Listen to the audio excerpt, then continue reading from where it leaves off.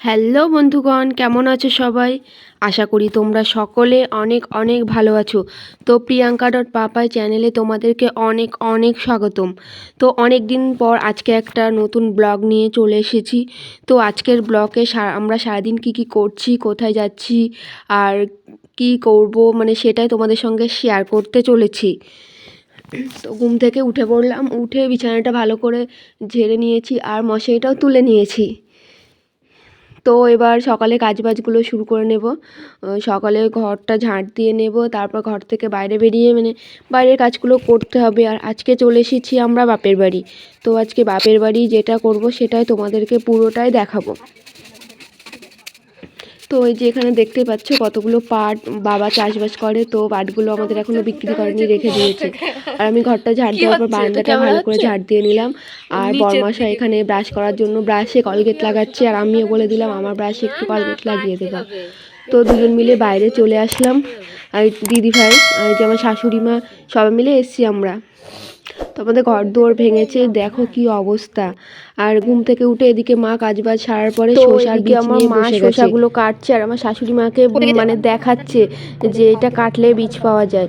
তারপর ব্রাশ টাশ করে এদিকে মা সকালে আজকে ঋতু পুজো ছিল, তো যাও মানে আতপ চালের ভাত আর আলু সিদ্ধ করে দিয়েছে। তো আমরা খেয়ে দিয়ে এখনই একটু বেরোবো, মানে পাশে একটা পিসির বাড়ি আছে, পিসিকে একটু দেখতে যাব।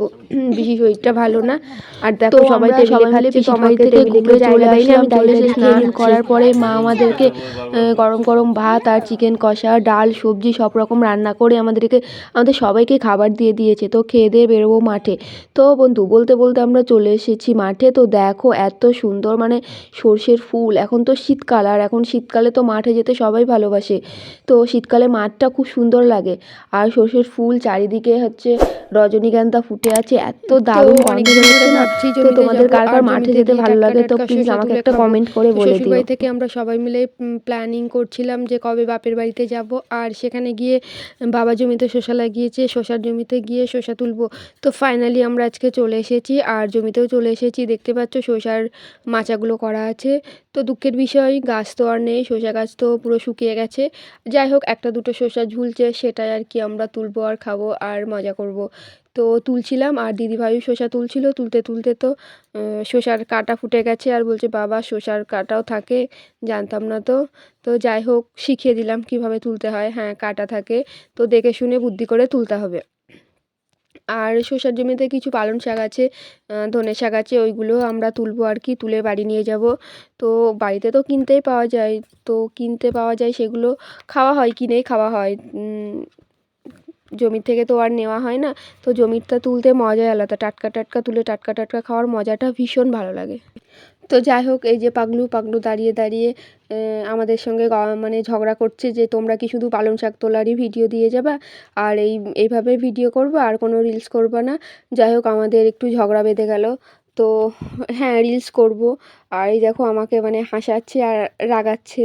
তো চলো আজকে একটা কমেন্টে রিপ্লাই দেবো, অনেক দিন ধরে ভাবছি রিপ্লাই দেবো, দেওয়া হচ্ছে না। যাই হোক নাদিম মিয়া একটা কমেন্ট করেছে যে আমার মাল লাগাও। কেন ভাই, তোমার মাল লাগাতে যাব কেন? তোমার বউকে দাও তোমার মাল। যাই হোক এইরকম বিচ্ছিরি কমেন্ট আর করবে না, কারণ সবাই দেখে কমেন্টগুলো। তো এই ধরনের কমেন্ট করবে না, আমাকে না, তুমি কাউকেই করবে না এই ধরনের কমেন্ট। পারলে একটা ভালো কমেন্ট করো, না হলে কমেন্ট করো না, এড়িয়ে যাও। তোমাকে তো বলা হয়নি যে আমাকে কমেন্ট করো। প্লিজ এই ধরনের কমেন্ট কাউকেই করবে না, একদম জঘন্য, বিচ্ছিরি লাগে। পারলে একটা ভালো কমেন্ট করো, না হলে কমেন্ট করো না। তোমাকে কেউ বলেছে কমেন্ট করতে হবে? তো আমাদের সব কিছু তুলে ব্যাগে ভরা হয়ে গেছে। আর এই যে শ্রাবণী আমার বোন, আমার কাকার মেয়ে, ও কি করছে, মানে লোকের জমিতে যত পারছে রজনীগন্ধা ফুল আর রজনীগন্ধা স্টিক তুলছে আর ব্যাগে ভরছে। লোকে দেখলে তো আমাদের ধরে মারবে এরকমভাবে তুললে। আর যাই হোক আজকে আর একটা কমেন্টে রিপ্লাই দেব, সেটা হচ্ছে নাজুখা। তো নাজুখা কমেন্ট করেছে, কেমন আছো আপু, আর রিপ্লাই দিচ্ছ না, শরীর টরীর খারাপ নাকি? না বোন আমি ভালো আছি, আর তুমি কেমন আছো?